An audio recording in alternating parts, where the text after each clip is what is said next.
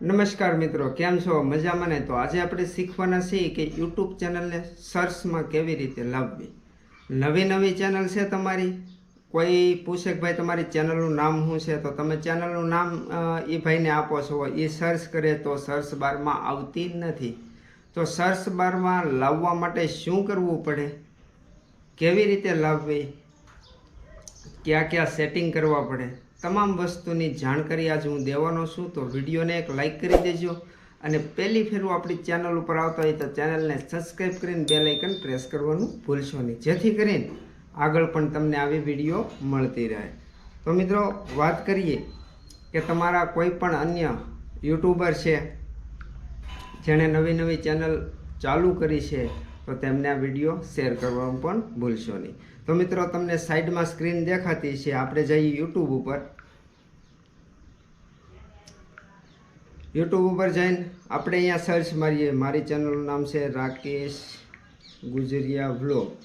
ત્યારબાદ આપણે ઓકે કરીએ તો અહીંયા મારી ચેનલ આવે છે સર્ચ બારમાં. તો આ સર્ચ બારમાં લાવવા માટે તમારે શું કરવું પડે, તમામ વસ્તુ હું તમને જણાવીશ.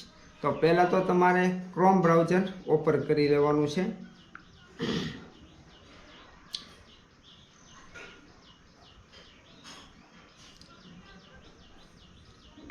ક્રોમ બ્રાઉઝર ઓપન થાય એટલે તમારે આમાં યુટ્યુબ ખોલવાનું છે.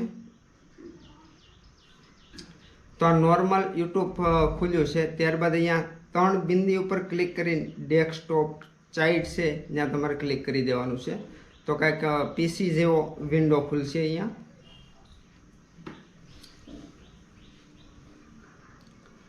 તો આ પીસી ટાઈપ આપણામાં ખુલી ગયું છે. ડેસ્કટોપ સાઇટ તમામ સેટિંગ આવી રીતના જોવા મળે છે. ત્યારબાદ લોગા ઉપર તમારે ક્લિક કરવાનું છે અને ત્યારબાદ વાયટી સ્ટુડિયોમાં જવાનું છે. તો મિત્રો, તમારે પણ આવી રીતનો વાયટી સ્ટુડિયો ખુલતો હોય તો તમારે પાછું બેક વ્યૂ જવાનું છે અને ત્યારબાદ પાછું તમારે લોગા ઉપર ક્લિક કરવાનું છે અને ત્યારબાદ અહીંયા સેટિંગ લખેલું છે ત્યાં તમારે ક્લિક કરી દેવાનું છે. ત્યારબાદ ફરી એકવાર 3 ટપકા છે, 3 બિંદી છે જ્યાં તમારે ક્લિક કરવાનું છે અને અહીંયા ડેસ્કટોપ સાઈડમાં ટીક મારેલી છે, એ ટીક હટાવી દેવાની છે. પછી પાછું તમારે લોગા ઉપર ક્લિક કરવાનું છે અને અહીંયા ક્રિએટર સ્ટુડિયો લખેલું છે ત્યાં તમારે ક્લિક કરી દેવાનું છે.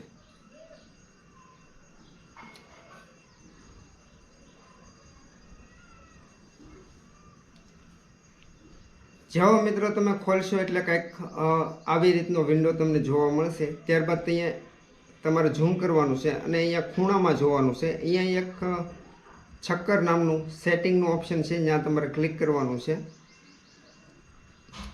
અને ત્યારબાદ અહીંયા ચેનલનું જે ઓપ્શન છે એ ચેનલમાં તમારે જવાનું છે.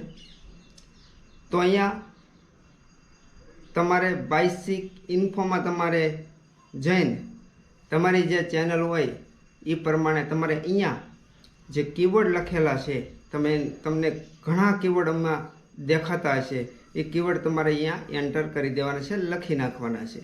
તો મારું યુટ્યુબ ચેનલનું નામ છે રાકેશ ગુજરિયા બ્લોગ. તો મેં અહીંયા લખેલું છે રાકેશ ગુજરિયા બ્લોગ, પછી પાછું ખાલી રાકેશ ગુજરિયા લખેલું છે, પછી પાછું ખાલી રાકેશ. એવી રીતે કોઈ ખાલી ગુજરિયા સર્ચ મારતું હોય તો એવી રીતે તમારે તમારી ચેનલની હિસાબે આ નાખી દેવાના રહેશે કીવર્ડ. કીવર્ડની વાત થઈ ગઈ. પછી જ્યારે તમે વિડીયો અપલોડ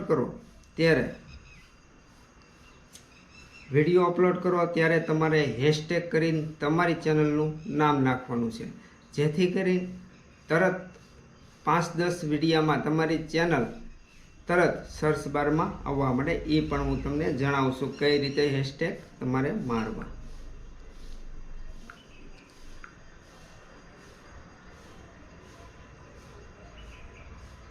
તો મિત્રો, તમારે જે યુટ્યુબ ચેનલનો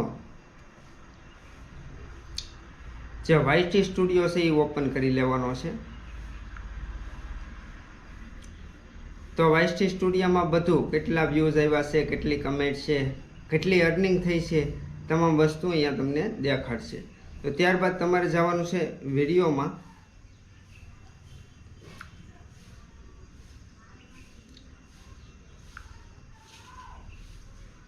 જ્યારે આપણે અપલોડ કરીએ ત્યારે આપણે હેશટેગ યુઝ કરવાનો છે આપણા વિડીયામાં. તો આ છે વિડીયો અને આ છે એમની ડિસ્ક્રિપ્શન.